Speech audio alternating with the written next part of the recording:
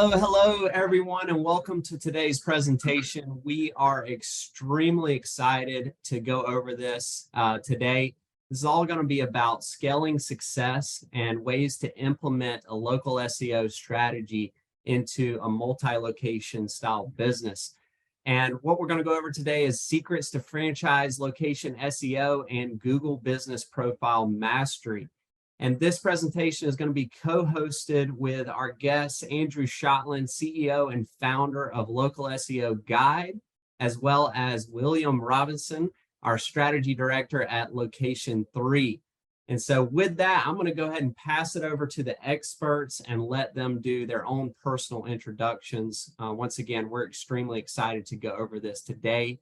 Two quick housekeeping items before we go into this. Everyone will be muted throughout the presentation. However, if you have any questions or feedback, which we encourage both, we will save time at the end to answer those and read those aloud for everyone. You can utilize the Q&A functionality to enter those questions in. Secondly, today's presentation will be recorded, so if you miss anything or want to come back and view at a later date, we will be sending out that recording after. So without further ado, Andrew, I'm going to hand things over to you and Will, and I'm excited for today's presentation. Thanks, Hilton. So I'm going to turn my video off because I'm in the middle of absolute nowhere, and I want to make sure my connectivity is good. So nice seeing you. I'm still here, but okay. So Andrew Shotland, I'm the CEO founder of Local SEO Guide. We're actually rebranding as LSG SEO sometime shortly because no one can ever remember our name. We do SEO for pretty much anybody with a website, but we have a deep specialty in multi-location businesses. But that's all whatever marketing hype. I've actually done SEO for Bing Maps and The Onion, which I think is a pretty good, spectrum of the types of sites we work on. With that, I'll throw it over to Will.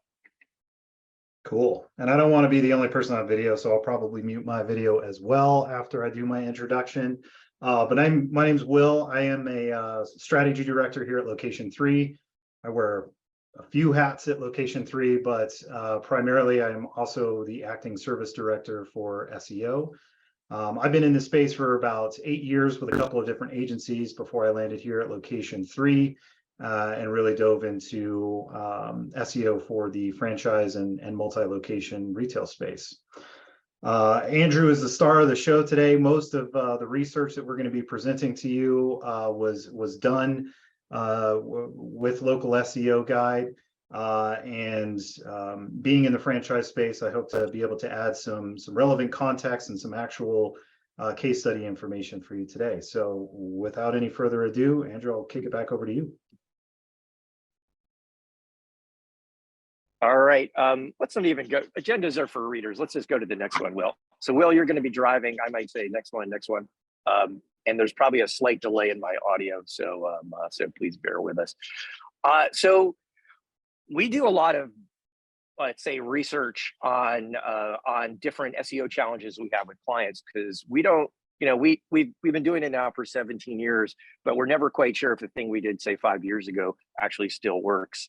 So we're constantly going back to our hypotheses and testing them. And so we're going to walk you through some of the most recent research we've done using quote unquote big data. So the first one we're going to talk about is near me searches. So there's three main types of local searches. There's these near me queries, which is like pizza near me or roofer near me. There's service plus town name, or city name, so like roofer in Tampa, and then there's just the service, so like I don't know, roofer. And there's plenty of other queries, but those are kind of the main ones.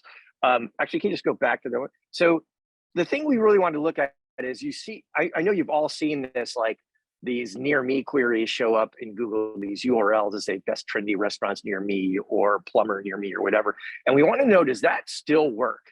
We started doing near me targeting in about 2015 and found it to be pretty effective, but we still see these goofy URLs. They're kind of cringy. And we want to know, like, can we still advise clients to do this? So Will, let's go to the next one. Get to the next, there we go. So the first thing to notice is there's a ton of near me search volume in pretty much every type of local service or local product or local retail search. And it's mostly because Google and Apple kind of force users into these queries with their suggested search results. Like when you type pizza, the first thing you see is near me, and people just show pizza near me. So there's still a lot of volume targeting near me. So let's go to the next one, Will. Okay. So what we want to do to test this is we looked at about 10,000 different search results, and we looked at queries in 100 cities. So I think that's what 100 search results per city. And we tried to measure the significance of near me in the titles of the URLs that we're ranking using a statistical software called CSU data that basically is like take 1 billion data points, pour them into this machine, and it will tell you what's significant, what's not. So let's go to the next one, Will.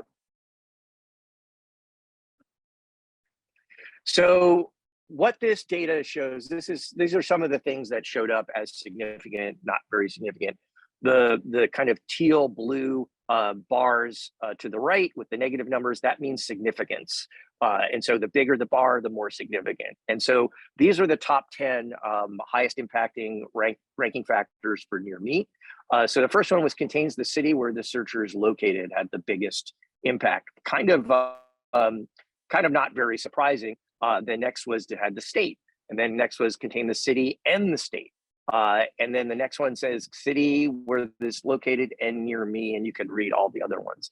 The kind of interesting one or minorly interesting one was that a long title seemed to negatively impact the ability to rank for near me queries. So you've probably seen a bunch of SEO tools that say, hey, don't have a title that's longer than say 65 characters or something like that. Historically, we've never believed that to be true. We've put in 200 character title tags and they work just fine and they can target more keywords. But for near me, it seems like a shorter title tag is effective. So Will, let's go to the next one. By the way, we use a service called Traject Data to do all our rank tracking. And so if you're looking for a big rank tracking data service, we'd recommend you check out Traject. Will, you want to take this one? Yeah, so proof to the pudding here. We work with a home care agency and made some updates to their title tags fairly recently, adding in specifically that city and state appendice to the title tag. So simply we created a title tag structure that was the primary or target keyword and then added the city and state. And what we found is that it had a pretty dramatic impact and fairly quickly as well on the rankings for that home care keyword in the target area. What we didn't do was add the near me portion of it. And looking further into those types of queries, we do see that we actually saw some benefits with those near me terms without even having to add that. So it just kind of goes back to, making sure that you have the city and the state in your title tag is probably the most important key factor here. And then you can continue to optimize those title tags with some near me modifiers to get the results that you're wanting to get. Yeah, I think the rule of thumb here is there is no rule of thumb. We can look at all like as many queries as we want and try to determine what's the best. But you can't, there's no substitute for testing. And the good news about title tags is they're usually the easiest thing to tweak on most CMSs. So you should get into the habit of testing. Is it better with the words near me in it? Is it worse? So these are kind of some general rules of thumb for us when targeting near me queries. First of all, one thing that I think a lot of people miss is when you do a near me search, Google is trying to guess the searcher's location and then show them results close to the searcher's location. It kind of makes sense. But then when, like if you're 5 miles away and there's competitors who are a mile away, they're going to tend to outrank you. So you need to, especially in the local pack, the Google Maps listings. So you can try to rank better in what we call the local organic results, which are the kind of other results besides the local pack. So it's hard to overcome the searcher's location, but and if the user is not in that city that you're targeting, like you're definitely not going to rank for them because they're going to show you usually, again, the closest stuff to them. So what's the optimal targeting for this? So basically add near me to the title tag, use the city and state, or you don't have to say near me, you can say near you too, or near the city name. You want to add internal and external links to the page you're trying to rank that have near in the anchor text. And ideally you use the word near somewhere on the page. Will, let's go to the next one.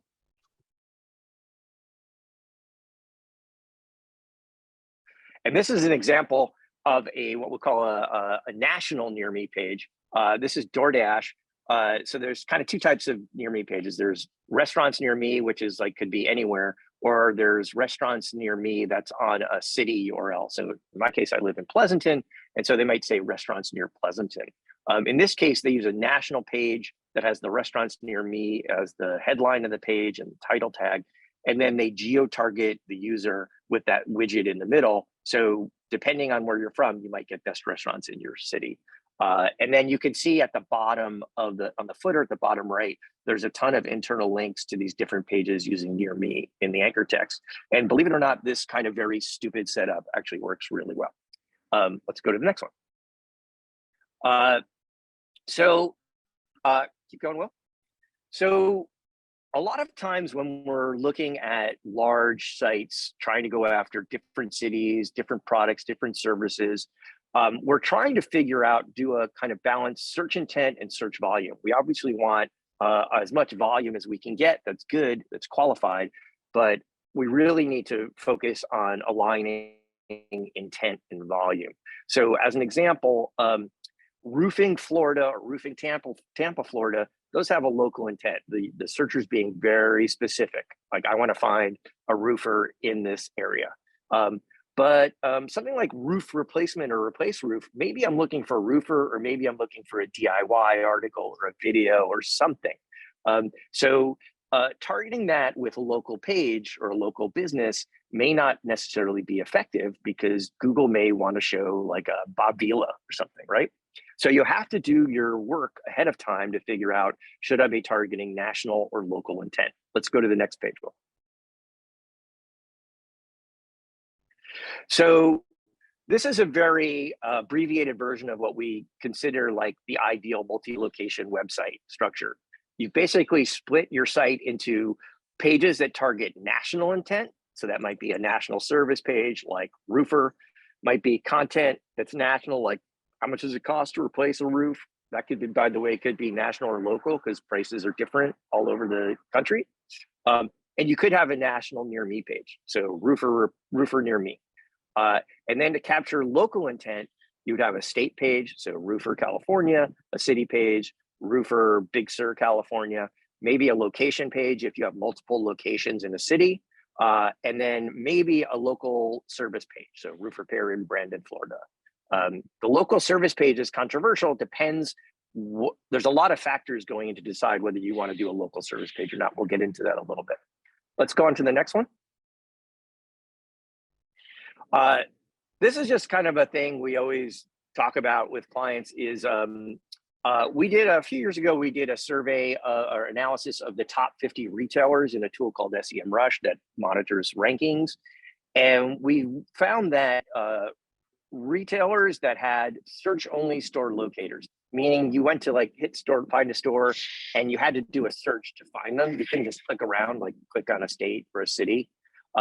Tended to rank for about half as many keywords as those that had a clickable path to find every location. So if you're on the store locator page, it might say pick a state, you click on California, you click on a city in California, you click on the locations in that city. So if you have a search only locator, I think you should definitely prioritize fixing that in the next few months if you can. Although sometimes these things take time, but we think that'll probably be a huge win for you. Go to the next one. I can jump in right away and put an exclamation point on that. This is, outside of general keyword targeting for those local pages, site structure and those location finders are one of the largest points of emphasis that we put on for the franchise systems that we work together. A lot of systems come to us with a brand new website, and the location finders are just not crawlable, they're not indexable, or they're broken. In this example here, these are just data points showing the difference between when the store locator was broken and those pages were essentially orphaned. They were still crawled and indexed through things like GBP listings and backlinks. But when we had our partner go to their store locator page and actually create just basic HTML links to all of the location pages, we saw this incredible jump in performance almost overnight. So again, just to put emphasis on that point, review your store locators. Make sure that the links within them are actually accessible to bots and crawlable, accessible to users. You know, the story that we always try to tell is make sure that your site is crawlable from the root domain all the way down to the last URL in the string. Yeah, this is really great data. I like to say the reason why goofballs like myself have a job is because no one looks at their own website. And particularly if you have if e-commerce is a priority for you,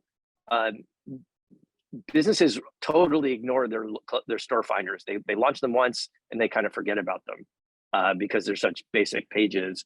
And we just see over and over again where clients, someone somewhere decided to like redo the store finders and didn't tell anyone and screwed up the internal linking. And so you can see from Will's slide, like it just really makes a difference. All right, let's go back to the next one. So again, one of the things we want to do is start out by figuring out, is there local intent? And there's a really easy way to quickly check that. You basically put queries into Google and you can see the results. And so if the results have local information, either a local pack, meaning a set of Google business profiles, or in the middle, you see that suggested search result.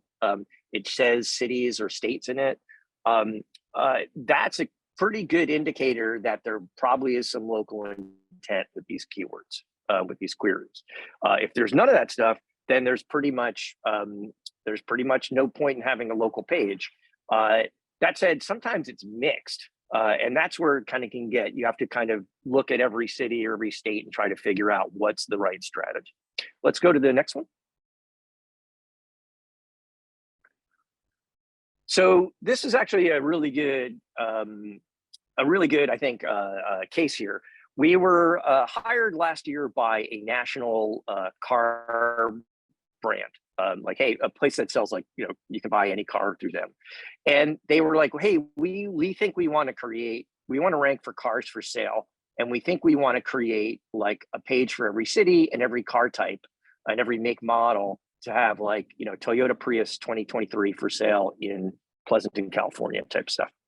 And we said, that sounds interesting, but we're not certain you need to create all those pages, because that would be, I think there's about 17,000 or so make and model combinations. And that would mean, like, and there's, let's say, 10,000 cities that are meaningful. And so that would be whatever that is. I can't even do math, but 1.7 million pages or something. So we said, hey, let's do some big data analysis and see, are there really local pages that show up for this thing? And what you see is across each of these makes, what we see is that this is showing the percent of local results in these searches. So Honda for sale we looked at just 5 cities in this case. And what we found was there were very few local results. Honda was actually the only one that had significant local results in their results. And basically what we saw was mostly the sites that showed up for these queries are sites like Edmunds, you know, that Carvana, or those kind of things, that where people are doing research. And they wanted to find out, like, what was the price of a used Honda or something like that, or a new Honda. So what this said to us was, don't make a bunch of local pages for this, because you don't need one and Google doesn't want to show them. Let's go to the next one, Will.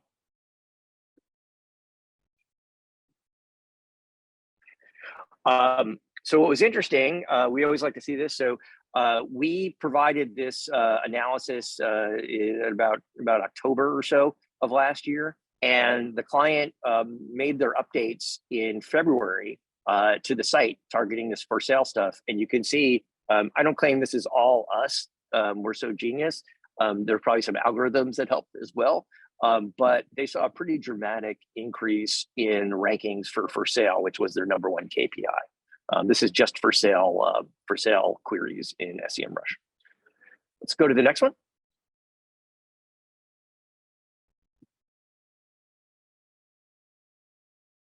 Another good way to quickly figure out intent is look at what sites are ranking.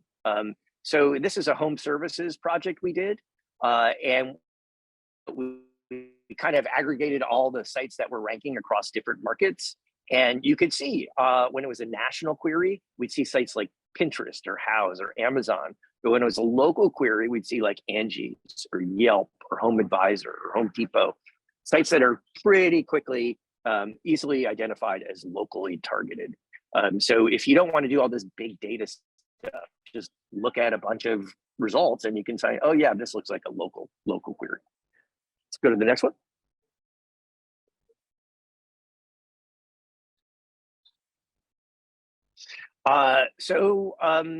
So basically the key takeaway for this is that you have to have first you have to do your homework before you build these things. And then you've got to kind of have a flexible strategy, meaning we don't know, Google might change these results at any given moment and decide, hey, this thing is more local or not. And so you need to constantly be monitoring what's working at any given time. Yeah, we do this like with share of voice monitoring and things like that. So we can see across a wide variety of markets and keywords, how is the SERP shifting? And if it shifts from national to local, then that's going to be a kind of a big red flag. Hey man, we need to start launching more local content. Let's go to the next one.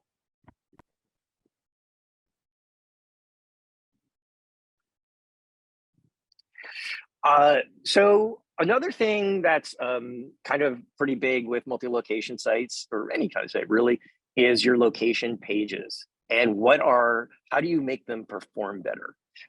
And so on the left, you'll see what we consider like kind of table stakes. So you have to have your name, address, and phone number. You probably want to link to nearby locations.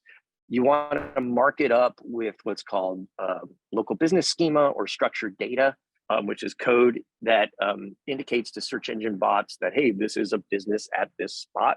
And then you probably want to list your products and services, depending on what kind of business you are.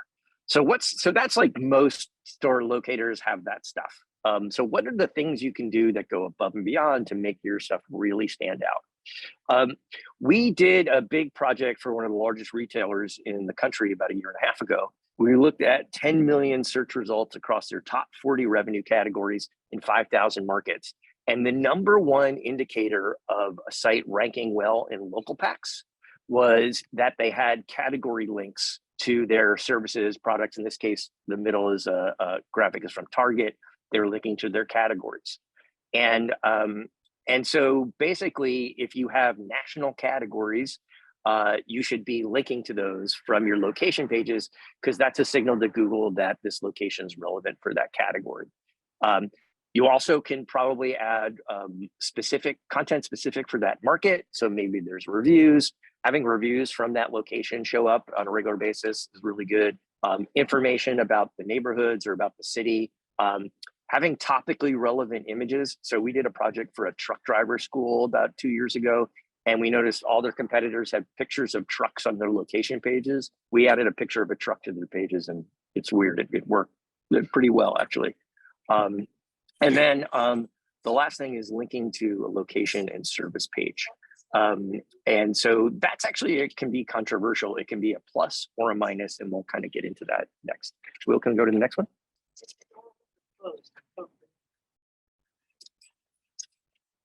All right. So this is actually a pretty big topic we get from a lot of multi-location businesses, particularly franchises. So often franchises have local websites for every location. So like McDonald's Pleasanton, McDonald's Houston.com, that kind of stuff. And there's always a tension there, because It's very hard to coordinate them, keep them consistent. It's expensive to maintain them. And so brands usually want to know what's better. Should we have a single website or all these little individual websites? And so we have done a lot of research on this for a lot of different brands. And basically what we do is we look at national keywords and local keywords and figure out like what does better. Do the national sites do better or do the local sites do better? And in this particular case, this is for a home services brand. We found across the board, the national brand site always outperforms for non-brand queries. We're only looking at the national site always outperforms the local sites. It's not the case in every time, but we've just found it happens really. It's more common than the other way around. Will, can you go to the next slide, please?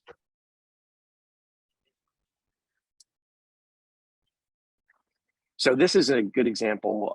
About 3 years ago, we did a project for AFC Urgent Care, which is a urgent care franchise. And we did this exact kind of study, like what performs better. And they decided to merge their local domains into a single national domain.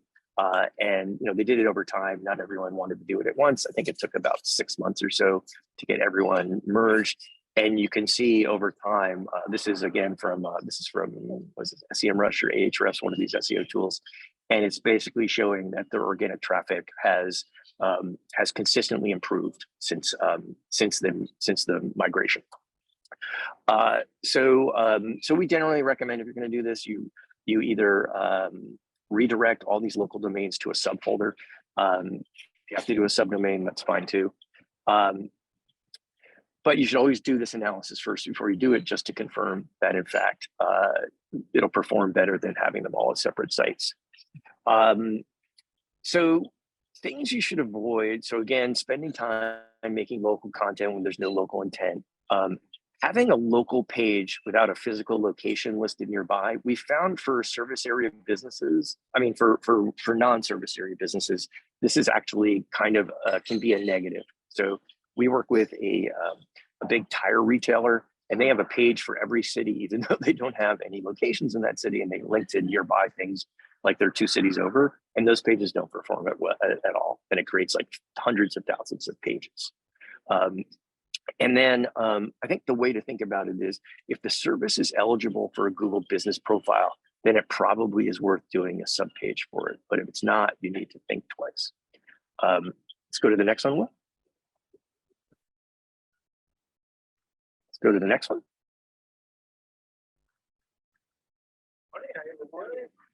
So neighborhood targeting is actually a thing we see most businesses miss out on. Google understands what a neighborhood is, like downtown New York or downtown Seattle. And so you want to kind of do the analysis to figure out if this is worth tracking for you. So let's go targeting. Let's go to the next one. Can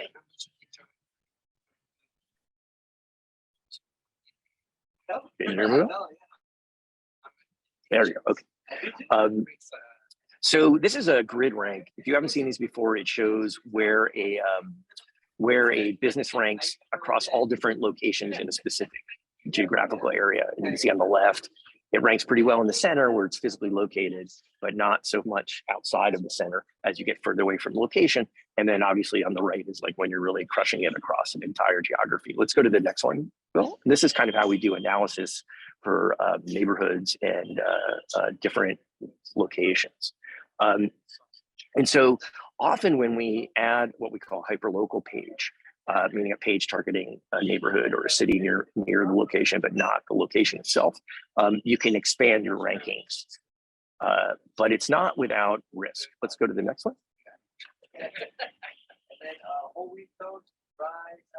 So this is a good example of how these things can work and not work. So Home Depot typically has 3 hyperlocal pages for their 3 services for every location. So home services, truck rental, and garden center. And if you go to the, well, you just hit go, you can fly in the next thing. And what happens is you think these things do really well. Just fly in the next one too. So according to this tool, it says these things get about 50,000 clicks a month. But if you take out queries containing Home Depot, you'll see it only gets about 8,000 clicks a month. That's because these pages tend to cannibalize existing brand traffic, and they end up looking like they're performing better than they actually are. And that may be fine. There's a good reason to have, let's say, a truck rental page, because you want people to basically rent a truck, find it, like if they're in the market. But oftentimes these pages don't necessarily create a lot of net new traffic. That said, they are much more effective at targeting non-brand traffic that's targeted, like truck rental. So you have to kind of take that into consideration when you're doing these things. As an example, we work for a retailer that created about, I don't know, let's say 5,000 of these pages, and they don't get a ton of non-brand traffic, but the non-brand traffic they get is pretty targeted. So you have to weigh creating a lot of extra pages with getting a lot more targeted content. And there's no easy answer to this. You just have to kind of do the analysis. Go to the next one, Will.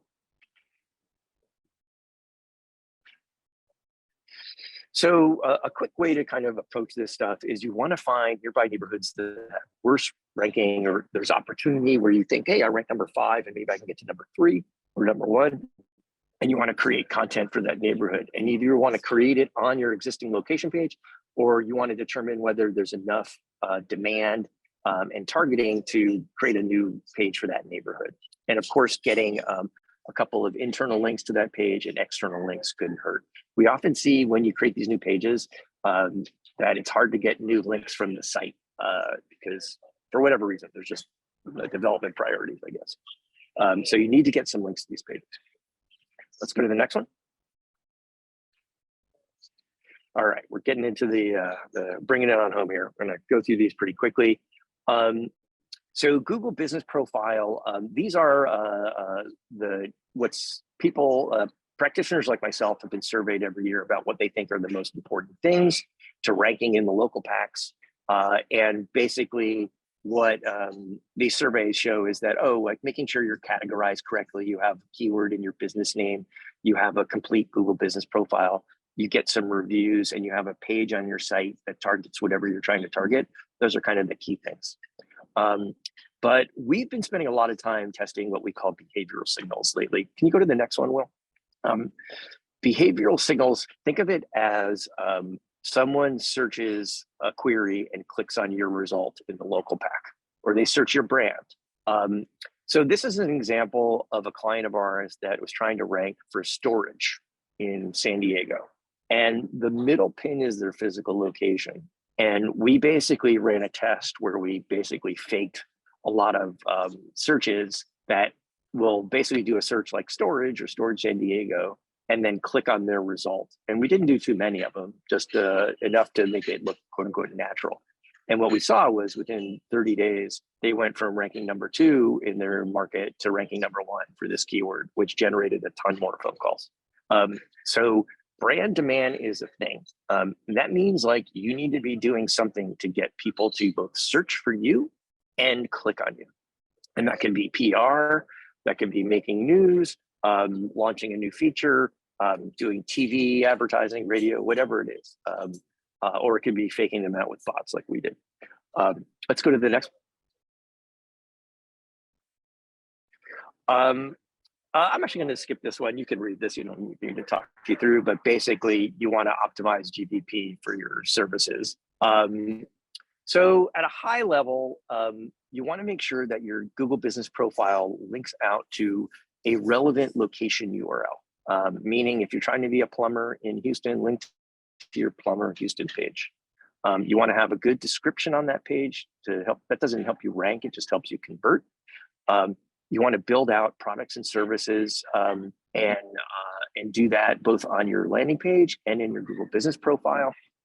You want your landing page to be quote unquote optimized, meaning you need to figure out what's the content you need to have on there to make it convert and make it rank. And you want to make sure if Google is offering you the chance to add attributes like we speak Korean, you should be adding all that stuff into your Google Business Profile. And you should add all of your service areas in your Google Business Profile. Pretty straight stuff. Let's go to the next one. So we've built our own tool called Squirrel inside of Slack. And it updates us every time Google updates our clients' Google business profiles. And you can see on May 17th, we got this at 5 in the morning, 2061 Google updates. Google overwrites your data all the time. They don't necessarily trust you with phone numbers, hours, all sorts of things. Most of these updates were not very significant, but there were probably 100 that we had to be on top of them. So you need to be monitoring this stuff constantly, because if Google changes your hours and they're wrong, your location, your customers are going to complain, your location manager is going to call you and go, what's going on? And so you need to be on top of this thing. And so you can get this information if you just log into your Google business profile dashboard. We just find that no one wants to do that. So we built this system to kind of give us the alerts. Okay, let's go to the next one.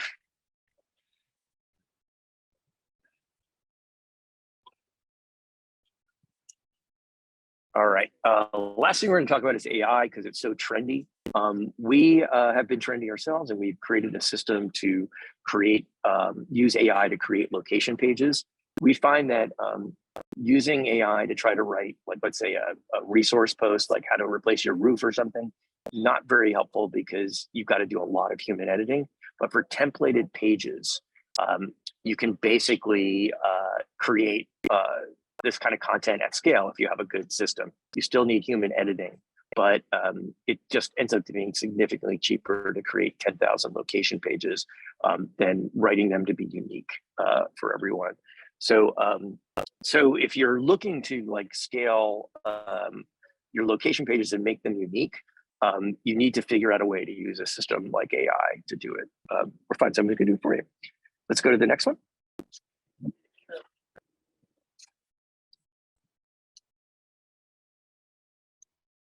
So this is kind of our quick and dirty, how do we use AI to create location pages?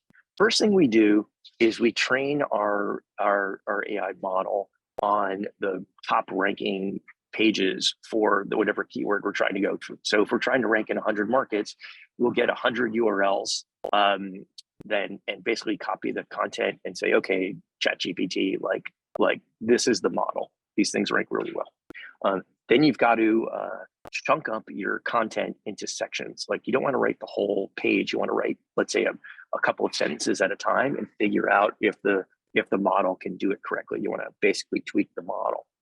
You want to add in factual data that you have to make it unique. So maybe you have the cost of roofing or something like that. And you want to add it in there so that the AI can kind of learn from that data. And then you have to have a pretty bulletproof fact checking and editing process. So as an example, we produced about 2,000 pages in a week for a client, but we basically spent 3 days with human editors editing them. So the content generation is fast. It's the setup and then the editing that's the hard part. And then if your team is interested in like doing some AI stuff, we've linked to a couple of tools that we use in our process for them. Okay, well, let's go to the next one. This is just my take on what I think AI for local searches is going to trend towards, which essentially is an IVR, like a decision tree for finding something. So basically, you're going to be like, hey, I want to find a cute top for a teenage girl. My daughter's teenage, she likes green. And I think ultimately these AI search things are going to send you through a bunch of questions designed to either get you to buy them, either through something like Amazon or whatever, or find them at a local retailer. And so we think this is over time, as these systems get smarter, is what they're gonna work as. And a lot of people are kind of, we don't know how this is going to affect SEO, and it may, it could possibly kill SEO. I don't think so. I think it's going to change SEO. So the strategy is going to be like, okay, how do I get my answer in these questions? Which is basically what SEOs do all day long. It's just the questions are going to come in a different format. So I think I'm not sure I would be super doom and gloom yet about how AI is going to cannibalize SEO. I just think it's going to change how we optimize. All right, I think we're wrapping it up here. Let's keep going. Let's actually, you can read the key takeaways. We don't have to talk this through. Let's go to the next one. All right. Will, I think let's open it up for Q&A. There's a couple of promotions after this as well that you can check out. Let's see what you got. Yeah, I'll slowly scroll through the rest of the presentation deck and keep sharing my screen so that you all can read. But looks like we do have a couple of questions that we can go ahead and answer. Hilton, you want me to just take care of those? Yeah, absolutely. I'd say just read them out loud so everyone can hear them, and then both of you kind of source the response for that.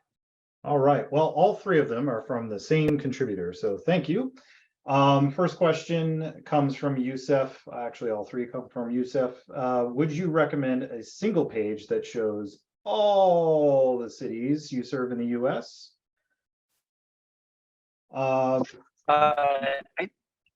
Oh, go ahead. Will. I'm gonna mute because my dog is barking, and you can answer that question. It's totally, so I probably wouldn't put every city in the US on a single page. That's whatever, 230,000 links. Seems like excessive. Most of the time, you can see a good way to do this is just look at other sites that are ranking well, how they do their what we call HTML sitemaps. Usually just do state and then have a page for every state and every city in that state. That's good enough. If you want to prioritize specific markets, make sure you link to those up at the top. Like we always like popular markets or top 10 markets or something, and those can be right on the homepage and on key pages. Let's see. So have you found that the finer points in local SEO strategies tend to be as unique as the businesses themselves? If I understand this question, I actually think yes and no. So no, in that there's like a template to use and you can see it works across a variety of industries. But yes, in that every industry is going to have some kind of unique thing about it. So as an example, we were working a couple months ago with a company that makes low noise lasers, right? And so you kind of have to understand what someone's looking for in low noise lasers. You can't just say low noise lasers near me. Would your national SEO efforts possibly support that local SEO brand demand? Yes. As an example, we work with Sam's Club, the Walmart's wholesale chain. And they, a long time ago, they really were prioritizing ranking for mattresses. And you know, they're just don't get as much search volume as say Casper or Purple or these big mattress brands. And so I said, you know what you've got to do is you've got to have a contest or something to get people searching for Sam's Club mattresses.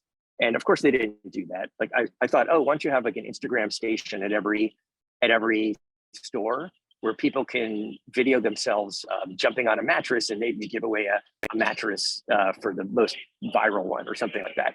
And of course they didn't pay any attention to me because I'm just a stupid SEO guy. But I'm pretty confident that if they had done that, then they would have had a ton of people searching Sam's Club mattresses, which would have driven brand demand. So Google would see, wow, a lot more people searching Sam's Club mattresses, and brand clicks, a lot more people clicking on their locations. So the answer is yes, national efforts can definitely impact brand demand. I'll give you one more example with Sam's Club. 2 months ago or a month or so ago, they had a 40th anniversary promotion. They're 40 years old. And you could see pretty quickly that a lot of people were searching for Sam's Club 40th and their rankings went up across the board. Anyone else got any other questions? Now is the time. Right. If you have any questions for the experts, we've still got a few minutes here that if you have any questions, Andrew, I didn't know if you wanted to go through these last slides. I know you mentioned you had some promotions here. Yeah, so sure. Let's I think we had one more in there. Go back. All right, we can do this one. Oh, there. Okay. So first of all, like if you have any questions, you want to talk about this stuff, I'm always happy to talk about it, shoot the shit about this stuff. You can hit me up here, or you could hit me up on Twitter on that @Local SEO Guide or on LinkedIn. Anytime, always happy to just like take a look. If you have any questions, stuff you're grappling with, always happy to talk. Let's go to the next one. So we've built a free tool inside of Slack called squirrel.ai. That notification you saw with the Google Business Alerts, that's part of Squirrel. We are looking for people to test it. It's free. There's a bunch of functionality in there that I think if you're doing SEO on a daily basis, you'll find pretty useful. And we're adding a lot more stuff every week. So if you're interested, just go to squirrel.ai and sign up. And I'll send you an email that invites you into this, like basically you add it as an app to Slack. It's a pretty cool little tool that we built for ourselves, and we figured out let's just give it away to everybody. And I think the last one was we have a somewhere in here there's a link to if you want a free Google Business Profile dashboard. You can just go over here and you can ping us and we'll set one up for you. Actually, in Squirrel, in about 3 to 4 weeks, we're going to have a way to create like 7 different Looker Studio reports just by connecting your Search Console and Google Business Profile data. So, so anyhow, that's our stuff. Will, back to you. I think it's great. I'll speak for this squirrel.ai test. I know there's limited spots, but if you are in the SEO space and you want to try this tool out, I highly recommend it. I haven't had a ton of time to play around with it yet, but I played around with a few of the tools, and it's pretty cool. The index monitor and the SEO impact analysis, for me in particular, have been really telling. And then I'm sure our local listings expert would love the update alerts and the location group posts as well. So definitely check it out if you're in the SEO space.